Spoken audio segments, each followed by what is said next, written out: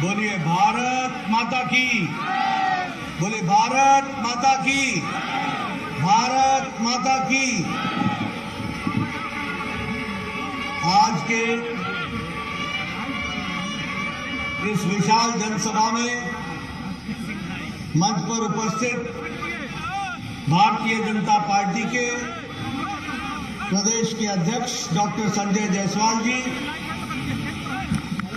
हमारे विधानसभा में प्रतिपक्ष के नेता श्री विजय कुमार सिन्हा जी, हमारे विधान परिषद में प्रतिपक्ष के नेता श्री सम्राट चौधरी जी, हमारे केंद्र में मंत्री श्री नित्यानंद राय जी, हमारे यहाँ के इस क्लस्टर के प्रभारी और भारत सरकार में मंत्री श्री वीरेंद्र कुमार जी, हमारे बड़े भाई और पूर्व में मंत्री रहे सम्मानीय श्री रविशंकर प्रसाद जी, हमारे सांसद मुजफ्फरपुर के श्री अजय निषाद जी, पूर्व उप मुख्यमंत्री तारकिशोर प्रसाद जी, बहन रेणु देवी जी, हमारे बिहार सरकार में पूर्व मंत्री मंगल पांडे जी, सैयद शाह नवाज हुसैन जी,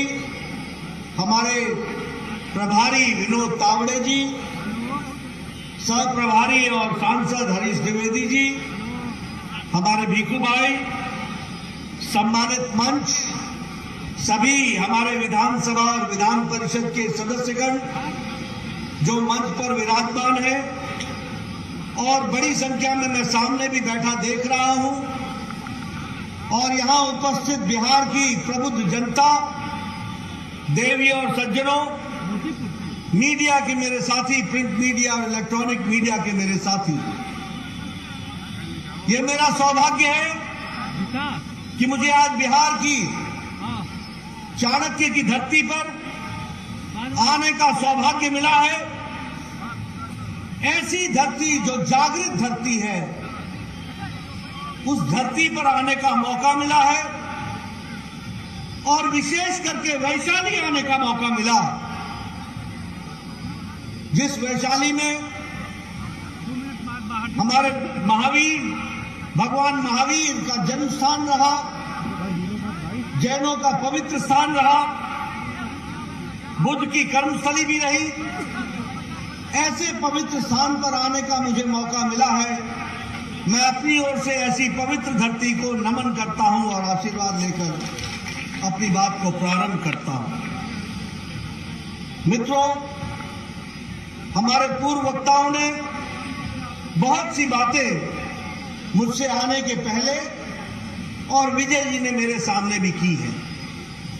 मैं सबसे पहले तो बिहार की जनता को और यहां वैशाली में एकत्र आए इतनी बड़ी संख्या में हमारे नौजवान, हमारी माताएं, हमारी बहनें, हमारे बुजुर्ग इस ठंड में यहां एकत्र आए हैं, और मेरे 4 घंटे विलंब से पहुंचने के बावजूद भी आप डटे रहे हैं। ये इस बात का संकेत है कि बिहार बदलाव चाहता है और नई उमंग के साथ खड़ा होना चाहता है।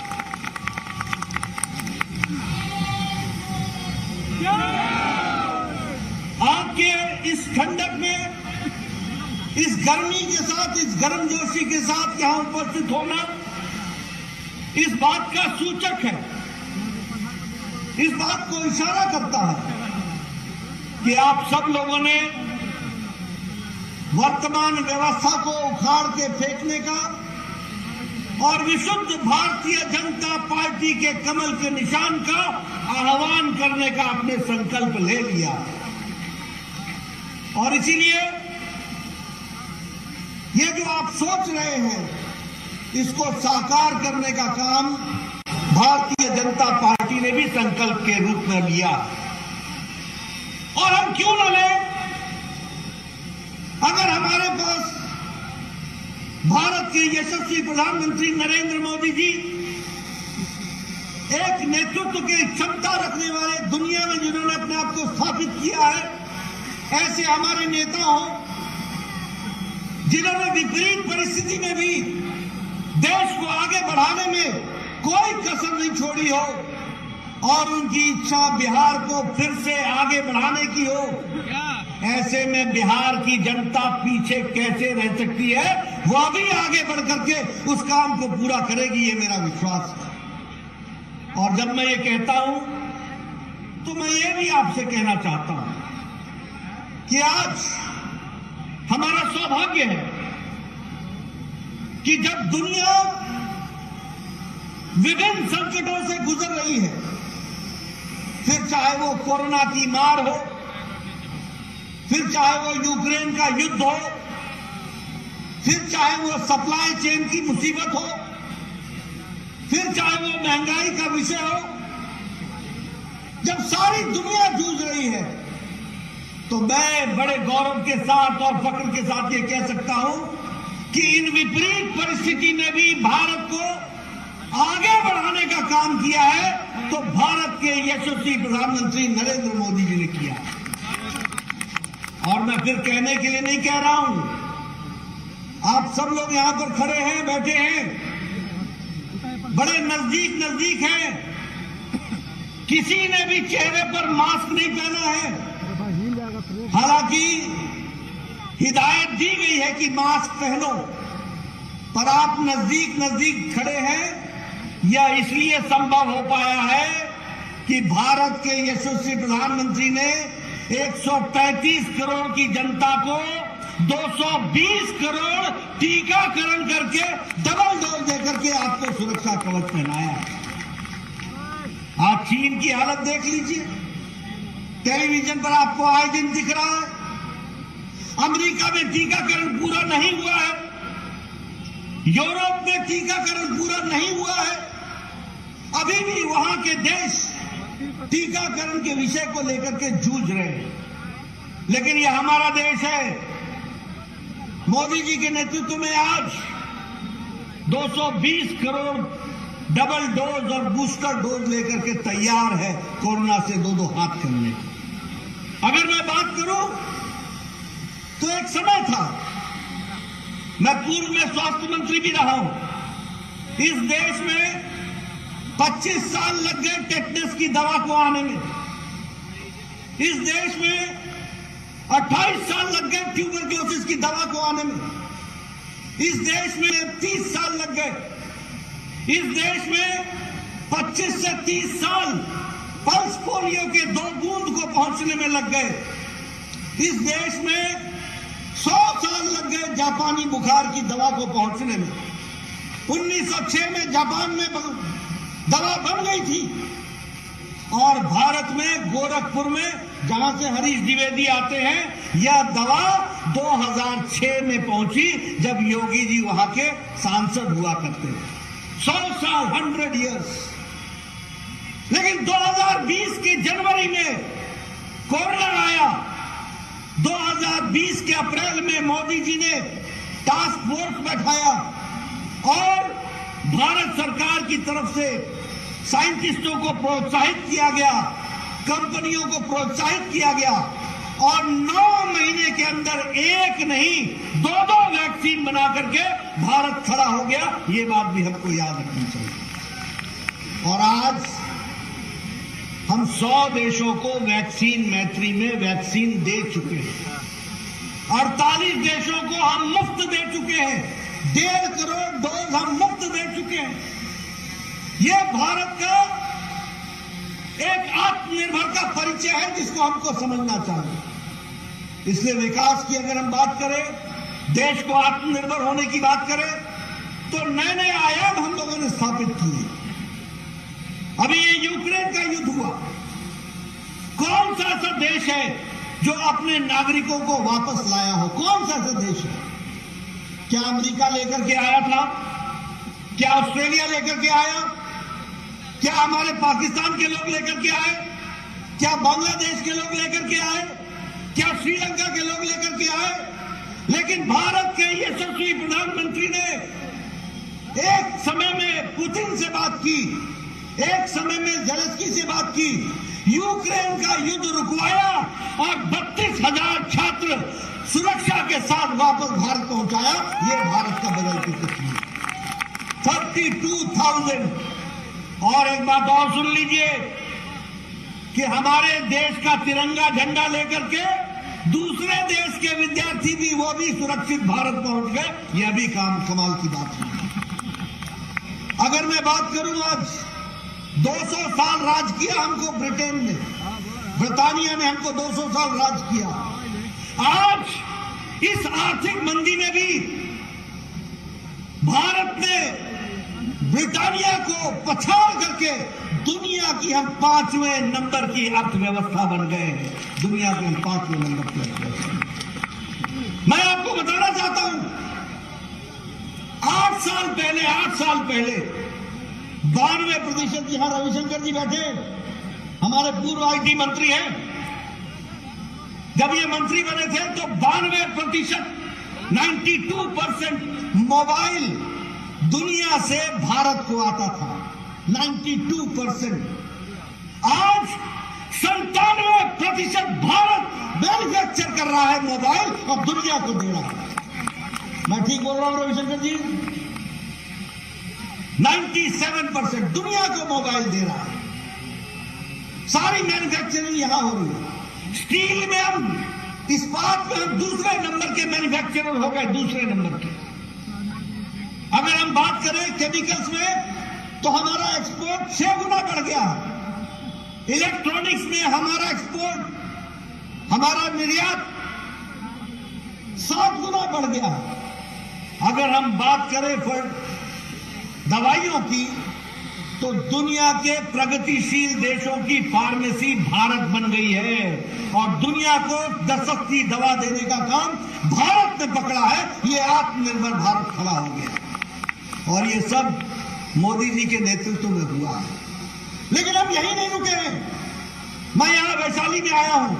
बताइए, आपको गैस का कनेक्शन मिला है कि नहीं मिला है?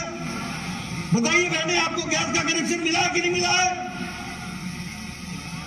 मैं तो गांव से आता हूं, मैंने तो देखा है कैसे बहनें सुबह सुबह उठ करके लकड़ी इकट्ठा करती थी और लकड़ी इकट्ठा करके चूल्हा जलाती थी। और आपके यहां गोईठा बनाया जाता था, उसको थापा जाता था। क्या बोलते हैं? थापना ही बोलते हैं। थापना ही ना, गोईठा थापा जाता था, धूप में सुखाया जाता था, उससे चूल्हा जलाया जाता था और तब जाकर के धुएं के बीच में 1 कप चाय बना करके बहनें अपने पति देव को दिया करती थी। आजकल 11 करोड़ बहनें हैं, लाइटर से, टक से गैस का चूल्हा जलाती हैं और 15 मिनट में चाय पिलाती हैं और 1 घंटे में भोजन खिला करके पति देव को विदा कर देती है, जाओ काम पर जाओ। ये महिला सशक्तिकरण हुआ। मैं बिहार में बचपन में न गुजरा, मैं आपके सामने वो तस्वीर कहना नहीं चाहता हूं, लेकिन क्या ये सच्चाई नहीं थी कि सुबह सूरज उगने के पहले और शाम को सूरज ढलने के बाद हमारी बहनें गांव से निकल करके झुंड की झुंड अपने दैनिक नित्य कर्म के लिए जाया करती थी? क्या ये तस्वीर नहीं देखी? जब मोदी जी ने कहा स्वच्छता अभियान, तो लाल किले पर जब ये बात कही तो उनका मजाक बनाया गया। कहा कि भारत का प्रधानमंत्री शौचालय की बात कर रहा है, वो भी लाल किले से। वो इसलिए मजाक उड़ा रहे थे कांग्रेसी भाई क्योंकि उन्होंने गरीबी देखी नहीं थी, उनको मालूम नहीं था। आज 12 करोड़ बहनों को इज्जत घर दे करके अगर भारत की महिलाओं को इज्जत दिया है तो नरेंद्र मोदी जी ने दिया। 12 करोड़ बहनों को। मेरा बचपन पटना में गुजरा, मैं आसपास के गांव देखा है, मैं जानता हूं। मुझे मालूम है ढिबरी क्या है, मुझे मालूम है लालटेन क्या है, मुझे मालूम है रात कैसे गुजरती थी। ढिबरी जलावा हो, ढिबरी जलावा हो। आज 18,000 गांव थे बिना बिजली के, 18,000 गांव। आज मोदी जी ने 18,000 गांवों को बिजली से युक्त कर दिया है और 2.5 करोड़ घरों पे बिजली पहुंचा दी है। ये आप समझिए। बताइए, आजादी आपको किसने दी?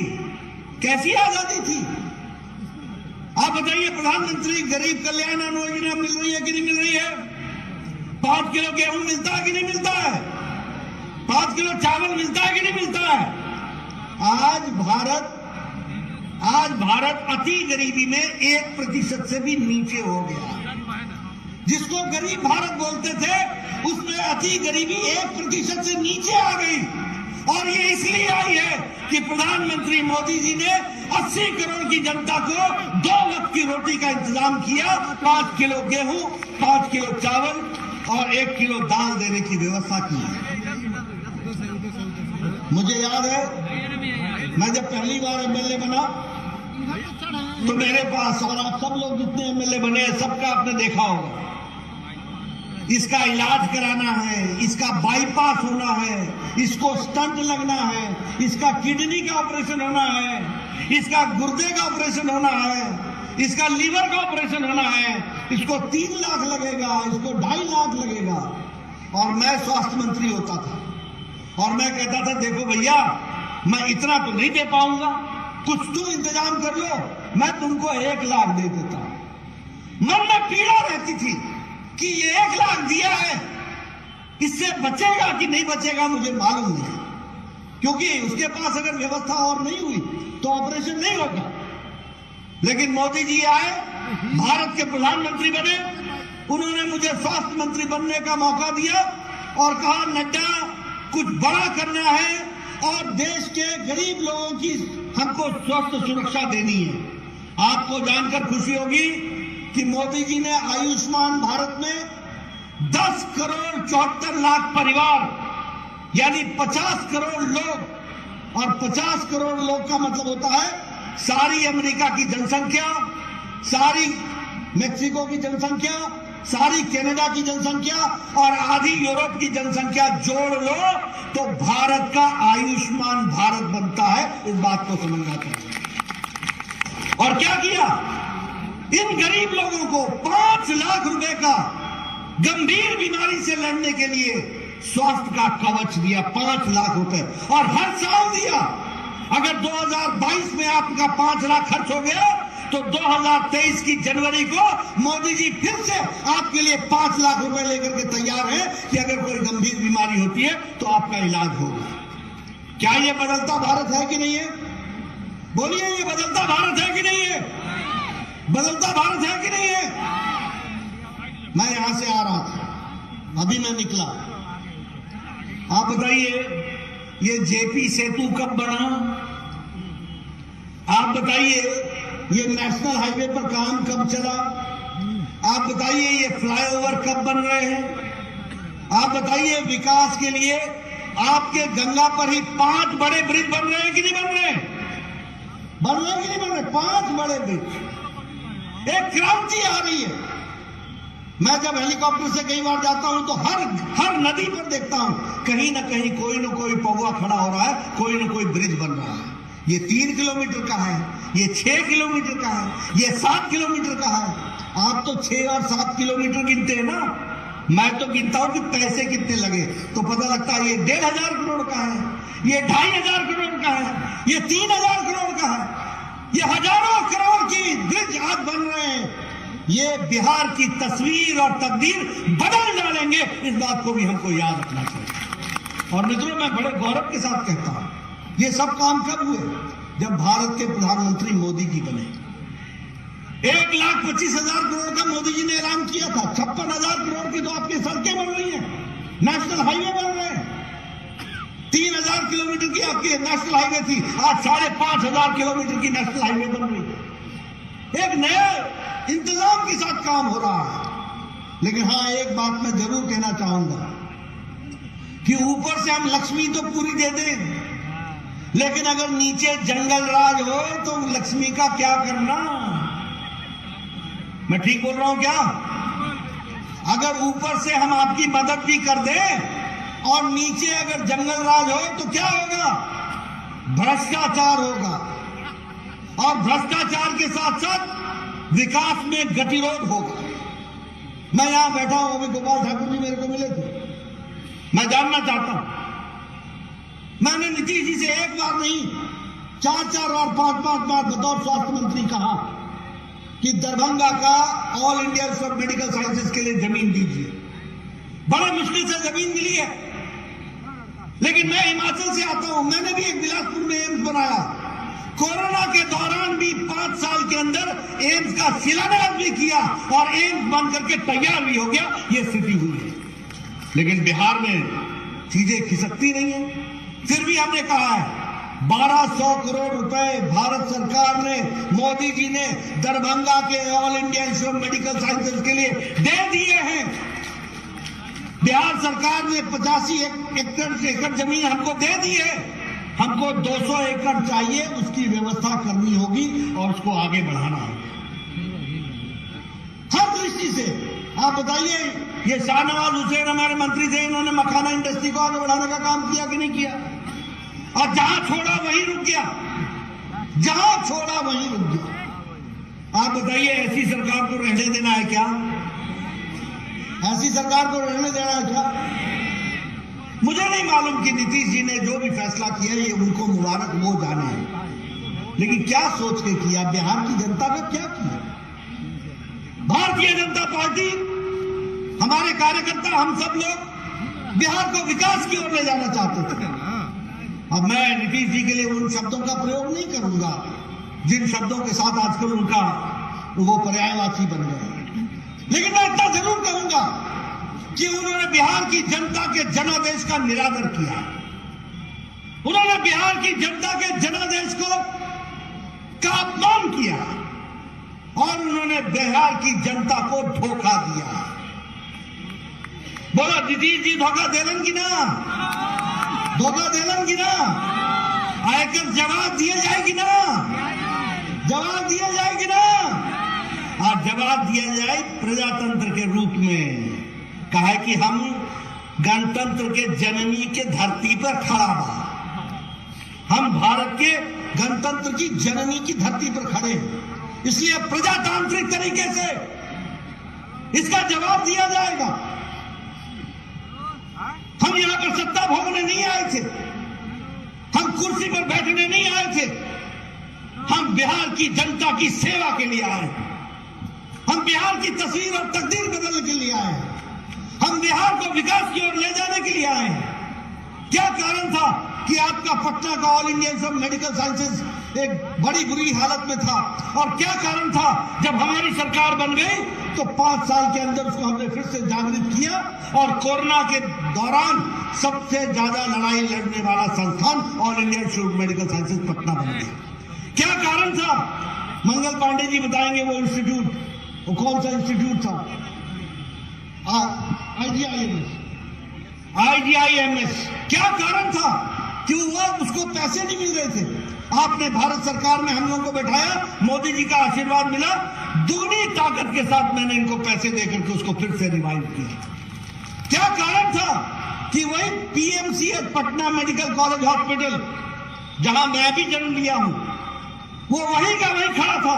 और क्या कारण था कि आज वहां सुपर स्पेशलिटी ब्लॉक भी बनकर के तैयार है और 5000 करोड़ रुपए की लागत से सबसे बड़ा हॉस्पिटल बनने की भी तैयारी है। ये अंतर है। नित्यानंद जी के साथ हम बचपन में आया करते थे जब युवा मोर्चा में थे, पता नहीं चलता था कि खेत में चल रहे हैं कि सड़क में चल रहे हैं, सड़क है या खेत है मालूम ही नहीं चलता था। आज बोलते हैं कि आप गांधी सेतु से आओगे या जेएनटी सेतु से आओगे। ये फर्क आ चुका है।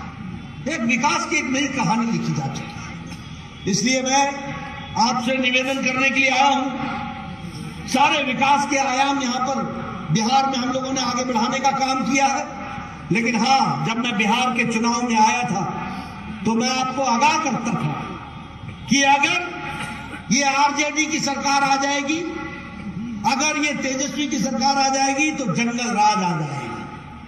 और आज मैं कह सकता हूं कि जंगल राज आ गया है, आ चुका है। मैं आंकड़े आपको दूंगा। अगस्त महीने में कितने मर्डर हुए, एक ही महीने के अंदर कितने